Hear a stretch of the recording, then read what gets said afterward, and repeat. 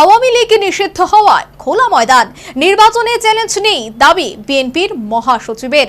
BNP জয়ী হলে সরকার গঠন করা হবে ঐক্যমতের ভিত্তিতেই, বক্তা মির্জা ফখরুল আলমগীর। জাতীয় সংসদ নির্বাচন নিয়ে সরগরম বাংলাদেশের রাজনীতি। হাসিনা সরকারের পতনের পর সেখানে আপাতত অন্তর্বর্তী সরকার। সুযোগ বুঝে একদা ক্ষমতাসীন দল আওয়ামী লীগকে নিষিদ্ধ ঘোষণা করেছে প্রধান উপদেষ্টা, আর তাতেই যেন সুযোগ হাসিনা বিরোধী বিএনপির। খালেদা জিয়ার দলের মহাসচিব তো সাফ কথা, নির্বাচন নিয়ে কোনো ভয় নেই। যেখানে আওয়ামী লীগ নেই সেখানে কোনো চ্যালেঞ্জ দেখতে পাচ্ছে না। ছাত্র জনতার অভ্যুত্থানে গত বছরের আগস্টে বাংলাদেশের শেখ হাসিনা সরকারের পতনের বছর ঘুরতে না ঘুরতেই রাজনীতির অন্দরে বাইরে একেবারে যত মত তত পথ। দাবি দাওয়া নিয়ে আন্দোলন হচ্ছে প্রতিনিয়ত।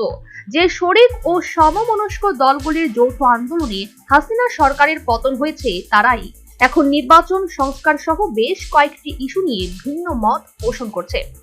রাজনৈতিক দলগুলোর মধ্যে বিভাজনও দেখা যাচ্ছে।